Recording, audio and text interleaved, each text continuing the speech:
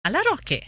Budol fines, nabudol ka na ba? Nako, eto, mga karaniwan ng pinag-uusapan niyan. Kung dati kapag narinig natin ang salitang nabudol, natatakot tayo, no? Alam natin yung talagang parang pinagnakawan ka talaga, parang na-hypnotize ka at binigay mo alahas mo o pera mo, anuman. Pero ito parang, pangkaraniwan na. Minsan mag-uusap kayo, nabudol ka ba ng sweldo? Oo, may binili ako eh. Alam mo yon, yung kahit na maliliit na bagay, kaso pag inisip mo kalaunan, hindi ko naman pala sobrang kailangan, pero binili mo, kaya ang tawag doon, budol. Ha? Minsan nga naghahanap ka pa, anong budol finds mo? Kasi ikaw din, gusto mong mabudol nung gamit na yon. Gusto mo rin kasi, nako, kailangan natin syempre mag-budget. Kailangan din natin magpigil, ha? Paminsan-minsan, kailan ba dapat magpigil? Ha? At kailan din ba pwedeng magpabudol? Hindi. Ito pa pag-usapan natin, ha? Syempre, yung mga karanasan natin, lalo na tayong mga nanay, ha? Kailangan iniisip din ng budget. Nasa linya po natin ngayon si Miss Louise Fandinho Santos, isa pong vlogger. AKA si Mommy Practicality, di ba tawag natin sa kanya? Mommy Practicality! Good morning, Hello. Mommy Louise! Good morning! Good morning, Miss Lala Roque! And good morning sa lahat ng nakikinig sa DZBB. Yes, kaya itong umagang ito, nabudol ka na ba? Yan ang aking unang katanungan sa'yo. Naku naman, parang lahat naman ata tayo, nabudol na. Yes, of course, Iba na ang nabudol din meaning ako. ng budol, di ba? Tanggap na ng lahat. Dati nakakatakot pag narinig mong budol di ba? Parang budol-budol gang, ganyan. Pero ngayon, marami ng budol-budol gang, lalo na online. Ayun na nga. Pero dumating ka ba sa pagkakataon na bumili ka pero hindi mo naman kailangan? Kagaya na to, nag-text sa atin si 5363. Sabi niya, mahilig ako bumili on sale na items daw. Gaya ng damit, yes. Chinaware, Oo, ayan na, yung mga di ba nauso ngayon ng mga iba't ibang design ng plato at kung ano-ano pa. Iba pang gamit sa bahay nung 80s to early 90s. Napakinabangan naman daw niya mula nung magka-pandemya. So ano ba yun? Ano ba yun? Considered ba yun as nabiktima ka o okay din? Good investment? No? Kasi karaniwan talaga on sale. Marami ka. Mabubudol ka talaga kapag sale kasi mura-mura. Hindi ba? Oo, totoo. Lalo na pag double digit sale, no? Ang ano naman dyan is, kung kunwari, interesado ka talaga dun sa nabili mo at alam mong magagamit mo naman siya at gagamitin mo at kailangan mo, sa tingin ko hindi naman makukonsiderang budol yun. Budol is kapag, kunwari, everybody's buying it, lahat binibili, ganun, kasi sale, kasi maganda, kasi uso, pero hindi mo naman siya pala kailangan at hindi mo naman pala siya magagamit, ayun na, nabudol ka na. For example, marami din, di ba, tayong babalitaan na, uy, pampapayat to, uy, nag-work tong fit belt na to, kapag inilagay ko lang sa waist ko, papayat na ako. O kaya mga pampaganda, pampaputi ng kilikili, mga pampaalis na mga buhok-buhok sa balahibo natin, mga ganyan. Tapos hindi naman pala natin nagagamit. Ayun. Ayun na nga. Pero ito, kagaya nito, like ko nakikita ngayon, yung mga gamit sa bahay. Di ba? Yung kailangan terno-terno. Sabi ko nga, budol ba yon yung may plato ka naman? Pero kasi uso yung team kahoy, team puti. So kailangan lahat ng plato mo puti na. Pati yung pero may existing plato ka naman. So binibigyan mo na ng dahilan. Di ba umaabot ka na minsan sa dahilan na hindi, magagamit ko to pag special occasion. Yes, Kapag Pasko, naku, yan. maganda to.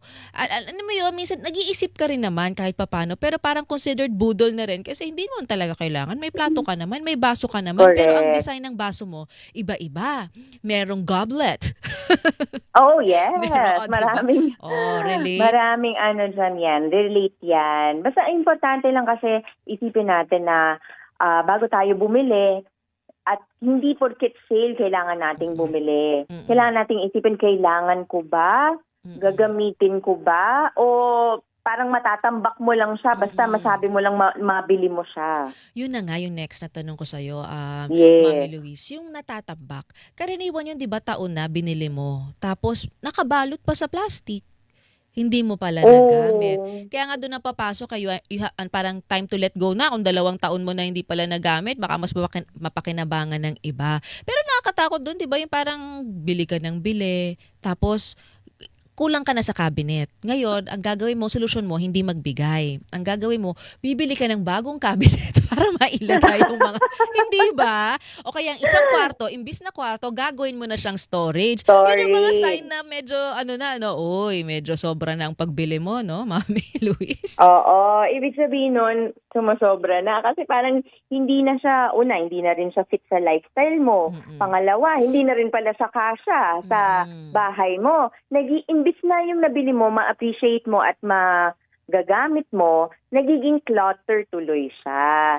And Oo. kapag tayo, di ba, meron tayong mga clutter o mga kalat o Mm. mga gamit na extra hindi natin nagagamit, naapektuhan din tayo psychologically. Oo. Hindi natin yun Mm. napapansin, pero naapektuhan tayo dahil iisipin mo pa siya eh. Imbes Mm. na you go on your day na normal, na Mm. nagpa-function ka, iisipin mo pa, naku, saan ko ito ilalagay? Naku, anong Oo. gagawin ko dito? Ibebenta ko na ba to? Ay, kukuha Mm. na lang ako ng bagong cabinet. O, di another gastos yun. Oo. Tsaka mahirap maglinis, maraming gamit. Ay, naku, totoo yan. So, Totoo yun yun, nga, 'no? parang extra work pa siya. Kaya siguro mabilis uminit din ang ulo kapag hindi maaliwalas yung tahanan mo, yung Yes, kwarto mo. yes, totoo Yun yan, yung mga totoo bagay na yan. ano, na-realize mo so ayan, kailan mo na-realize yan, parang relate na relate ka at ano ang ginawa mo? Yan naman ang kukunin namin sa yung tip, Mami Oh, Luis. Oo. sumakto naman kasi naglipat kami ng bahay. Mm. So itong pagpapak namin na ano, nitong kamakailan, Mm. na-realize ko parang ang dami ko nga palang gamit. Mm. O, 'di ba? So Oo. parang dun ko din na-realize na hindi pala lahat kailangan. Mm. So, mas maigi na kung ano lang yung magagamit mo, kung ano yung mag-work sa'yo sa pamilya mo, kung ano yung functional, at kung ano yung practical, dun lang natin titignan kung paano tayo yung ating ugali sa pamimili. Mm. Yun. Paano ka Para na maging practical tayo palagi. okey. So, pero kasi ang hirap magpigil, yung iba kasi parang alam mo hindi makatulog? Yung iba At naman inaabangan ng double digit 'di ba? sale. Oo, yung iba Oo, kaya naman payday sale. yes. So paano mo 'yun ano, kailangan talaga ano, eh, 'no, yung malakas ang pagpigil mo. Pero yung iba, dahil Oo. hindi nila alam nilang hindi nila kaya, meron silang halimbawa kada sweldo magsusubi sila ng kung ano mang halaga. O 'di Mhm, basta kung gusto mhm. kong bilhin kahit na ano man 'to, alam ko bang napakaimportante o hindi, basta pasok dun sa budget, hindi siya magi-guilty. Ikaw tingin mo Well, effective 'yun o sa'yo we all talagang go back mind ano, mahirap naman control? talaga din yung mind over matter. Oo. So, ang importante talaga is stick pa rin tayo dun sa sa budget natin and also savings. So, 'di ba, Mm. kapag you earn something, you save 20% or more Mm. of your income. Tapos doon, pwede mo siyang hatiin dun sa Mm. pangbayad na ng bills mo. Mm. Tapos kung meron ka pang extra, sige, pwedeng pang shopping. Oo. Kaso, yun nga, ang iisipin natin is yung shopping ba na yun na paggagamitan natin, kailangan ba talaga natin? Mm. Isipin natin yun, magagamit ba natin siya? Pangatlo, siyempre yung quality, kailangan, hindi porket bili tayo ng bili, quality ang kailangan nating isipin din, 'di ba? Mm. At magagamit ba ng buong pamilya? Hindi ba siya Oo. magiging kalat? Hindi mo ba siya Oo. matatago lamang, 'di ba? Mm. So yun yung mga kailangan nating isipin. Eto, tanong sa'yo kung ginagawa mo 'to kasi may narinig akong isang estilo para daw sabihin na hindi ka lang nabudol o nabigla lang, 'di ba, sa pagbili. May gusto talaga. Huwag mo daw bilhin Mm. muna nung oras na 'yon. Palipasin mo, itulog mo muna.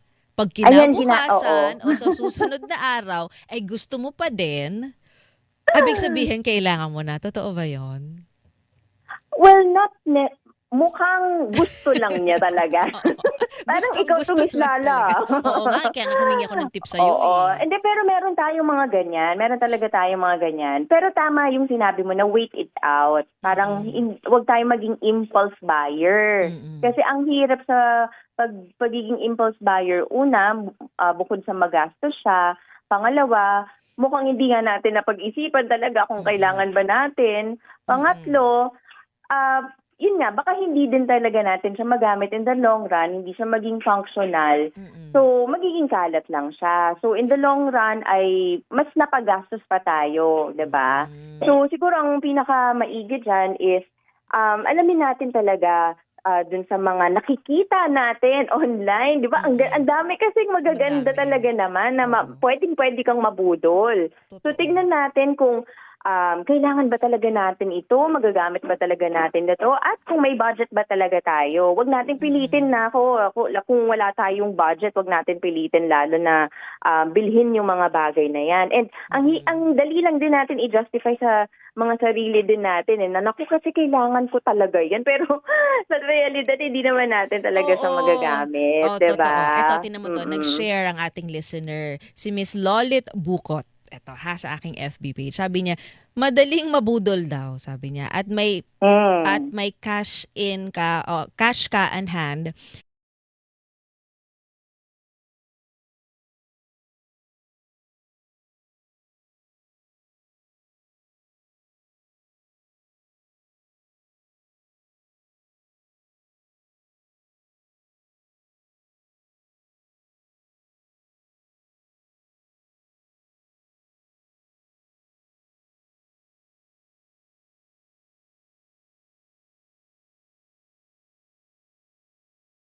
Bag! Nako, sinong guilty? Lahat na ng kulay ng bag, Ahem. meron ka. Oh, extra small, medium, large, at extra Yes. large, lahat meron ka. Nako, paano daw nakakaiwas? Pag natetempt daw siyang bilhin yung bagay na di naman talaga kailangan, sasabihin daw niya sa sarili niya, huwag ngayon. Yan. Pagbalik Mm. mo, pagbalik mo at nandyan pa rin, ay bilhin mo na siya. Ibig sabihin, destiny, na sa'yo na siya, para sa'yo siya, kahit pa paano daw nakakaiwas, paminsan-minsan. Paminsan-minsan. Minsan kasi maraming stock nung kulay na yon o nung style na yon. So pagbalik mo, meron pa talaga siya. Totoo. Oo. Tignan mo na lang yung closet mo, madam. May espasyo pa ba siya? Ako usually ginagawa ko, kung meron talaga akong gusto, ang ano ko diyan is kailangan kong mag-let go ng isa o dalawa. Huwag kang So magpapagawa o parang bibili ng ganun. bagong cabinet. Oo, wag. Kailangan pagkasahin mo lang siya doon. Pag hindi na siya kasya, sobra na yan. Oo, Magbawas ka ibig na. sabihin. Yes. Oo. Oo. O kaya pag talagang may gusto ka, akong inaano ko is talagang nile-let go ko yung iba. Baka yung iba ay may pakinabang dun sa Ibang tao gamit na. mong gamit mong hindi mo na pala nagagamit. O Kaya pwede mo nauso siyang rin yung ibigay, parang parang ibenta. garage sale. Na O minsan hindi mo na yun. kailangan pero kailangan pa ng ibang tao kesa Iba. naman nabubulok o aalikabukan Yes. lang sa loob ng cabinet. Tapos dagdag ka Oo. ng dagdag. Kasi doon na papasok, mamaya pag-uusapan natin yun, meron din tayong ekspertong makakausap. Yung hoarder na ba? Alam mo yun na hindi niya na ma-let go lahat. Parang lahat may sentimental value sa kanya kahit hindi niya naman nagagamit ilang taon na. 'Di ba? Yun kasi medyo Yes. delikado doon kung nagsisimula ka sa pabudol-budol, paliit-liit, yun pala ayaw mo nang pakawalan lahat ng gamit. Wala ka ng espasyo, pati yung higaan mo may mga gamit na. 'Di ba? May bag ka ng katabi, no? May bag ka na kasi hindi na kasya sa cabinet mo, doon mo na lang sa tabi mo talaga nilagay. Yun Yes. ang Oo, medyo mahirap mahirap yan. yun. Oo. Naku, nakakatuwa. Mami Louise, at least sir, na, matagumpay ka sa iyong Naging mga style. matagumpay. Pero syempre, gaya din siguro ng iba, nagsimula din ako Yun sa nga, anong ganyan. Kasi struggles mo and paano mo siya ino-overcome everyday? everyday. Kasi 'di ba ang Well, hirap struggle everyday, ang natin. dali mong makikita 'yun, ay on sale, Totoo. meron pang stock, 'di ba? Oo. Dati ganyan ako, inaabangan namin kaming mag-asawa yung mga sale. Sale sa double digit. Parang nagpupuyat kami dahil kakaabang. Lalo na kapag yung may mga flash sale, 'di ba?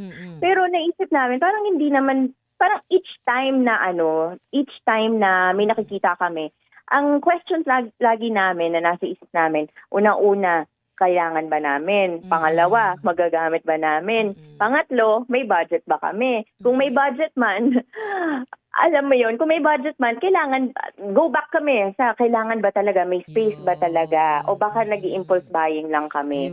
So, minsan, alam ko yung yung feeling na parang ang ganda, tignan natin. Parang nagbabrowse na lang kami. Parang nagiging entertainment na lang sa amin yung pagbabrowse. And kapag talagang kailangan namin, dun lang kami talaga nagsisearch ng mga gamit online Oo. para bilhin kasi kailangan. Pero kung hindi Huwag ka kailangan, na kasi hindi na mag-search. talaga. Oo, nagpipikit mata na lang kami, ganyan. Pero alam mo minsan ba ako may gusto, parang anong nangyayari, tingin lang ako ng tingin online araw-araw hanggang sa pagkalipas siguro mga 1, 2 linggo, sa kakatingin ko sa kanya dun sa litrato na yun, nagsawa na ako. Ibig sabihin hindi ko siya kailangan. Oo, Minsan, ganun ay ang nga. ganda, So ang parang, ganda. Tapos mamaya, parang nagsawa na ako sa itsura niya. Ayoko na siya. and Ganon. okay lang na tumingin, tingin. Pero hindi kailangan laging bilhin. Ganon, Yan. O, oo. isip-isip muna, lalo na ngayon, kailangan practical Isip-isip. tayo, 'di ba? Maraming Yes, mga oo. importanteng gastusin na kailangang unahin. Oy. Saka minsan iniisip namin parang yung things na gustong-gusto namin, iniisip namin the long run, mapagkakakitaan ba namin 'to? Minsan may gano'n, eh, Oo. mapagkakakitaan ba namin 'to o kaya mapapakinabangan din ba 'to ng mga anak na may mga gano'n. Oo, oo. So, Kung yun investment man ang siya, kung praktikal medyo kasi oo, oo. kumbaga investment siya Oo. o kaya maipapasa mo siya kasi yung longevity niya at durability ng mga gamit na na gusto mong bilhin. Oo. Yan, kahit ano pa man yun, kung bag man yan, 'di ba?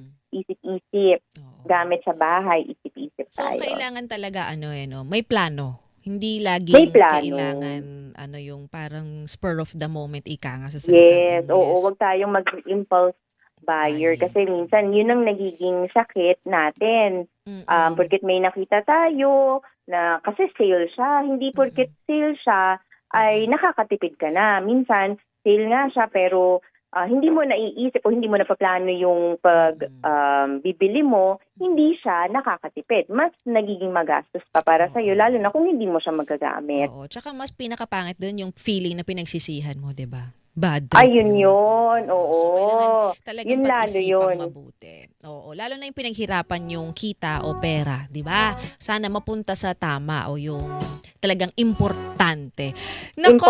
Lalo na sa panahon ngayon, madam, 'di ba? Oo, napaka-unpredictable lalo na sa kinakaharap nating pandemya. Naku, ang dami na-realize na, naku, hindi na importante yung luho-luho. Importante, maayos ka, masigla ka, lahat ng Yes. pangangailangan, ha, basic necessities Mm. ay natutugunan. So, yun lang ang ating ano. Eto, may nag-text nga sa atin, no, Mami Luis. Sabi ni Ermelinda Zafra Miranda sa ating FB Live. Simple life, simple problem lang. O nga naman, simple lang dapat talaga Totoo. buhay. Wag na natin gawing complicated. O teka, Mami, practicality, alam ko marami kang ano pa ilalabas at marami pang sumusunod sa'yo. O saan kanila makikita at kung meron kang future events, baka pwede mo nang banggitin sa amin ngayon, Mami Luis. Ay, sige. Thank you so much, Miss Lala, 'no.